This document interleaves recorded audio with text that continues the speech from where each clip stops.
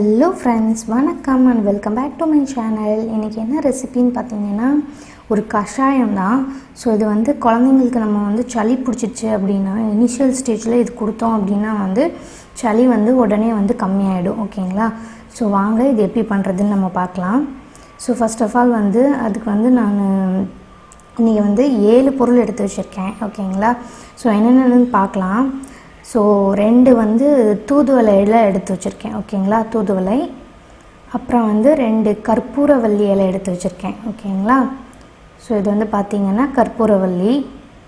அடுத்து வந்து ஒரே ஒரு வெத்தலை, மருந்து வெத்தலைன்னு சொல்லுவாங்க. ஸோ நார்மல் வெத்தலை விட டார்க்காக இருக்கும். அப்புறம் வந்து தனியா விதை எடுத்து வச்சுருக்கேன். அப்புறம் வந்து மிளகு, ஒரு துண்டு சுக்கு, அப்புறம் வந்து ஒரே ஒரு பல் பூண்டு எடுத்து வச்சுருக்கேன். ஓகேங்களா? ஸோ யூஸ்வலி வந்து இது எப்படி எடுப்பாங்க அப்படின்னா வந்து 3, 5, 7, 9, 11 அந்த மாதிரி கணக்கில் தான் எடுப்பாங்க. எப்போவுமே சித்த வைத்தியத்தில் வந்து அவங்க பொருள் எடுக்கிறாங்க அப்படின்னா இந்த மாதிரி 3, 5, 7 அந்த மாதிரி தான் சேர்ப்பாங்க. ஓகேங்களா? ஸோ நான் இன்றைக்கி வந்து 7 இது எடுத்து வச்சுருக்கேன். இது கூட உங்களுக்கு துளசி, அப்புறம் வந்து கண்டங்கத்திரி இந்த மாதிரி கிடைச்சது அப்படின்னா வந்து அதுக்கேற்ற மாதிரி நீங்கள் வந்து அட்ஜஸ்ட் பண்ணிக்கலாம். ஓகேங்களா? ஸோ இன்றைக்கி வந்து நான் இதில் வந்து கருப்பட்டியை வந்து கணக்கில் சேர்க்கலை. ஓகேங்களா? ஸோ கருப்பட்டியை சேர்க்காம தான் மற்ற பொருள்லாம் 7.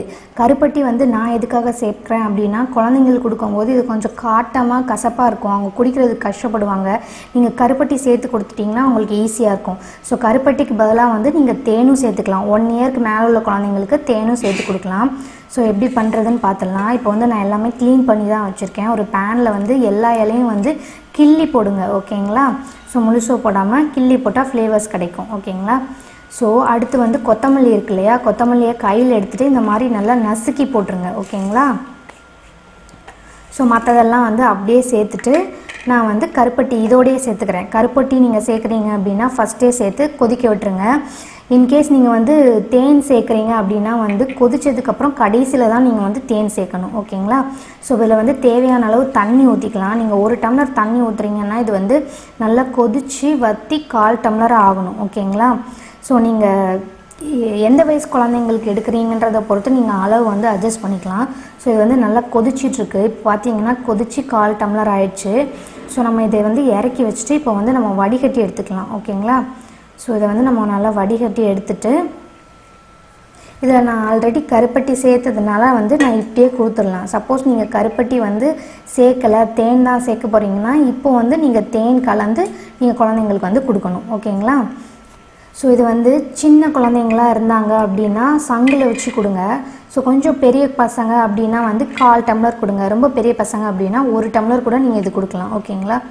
ஸோ இந்த மாதிரி வந்து டெய்லி வந்து 3 டைம் நீங்கள் கொடுத்தீங்க அப்படின்னா சளி கண்டிப்பாக வந்து குறைஞ்சிட்டே வரும். ஸோ இந்த கைவைத்தியம் கண்டிப்பாக உங்களுக்கு யூஸ்ஃபுல்லாக இருக்கும்னு நினைக்கிறேன். யூஸ்ஃபுல்லாக இருந்தால் மறக்காமல் நம்ம சேனலை சப்ஸ்கிரைப் பண்ணுங்கள். இன்னொரு நாள் இன்னொரு வீடியோவில் உங்களை சந்திக்கிறேன். அது வரைக்கும் பாய்.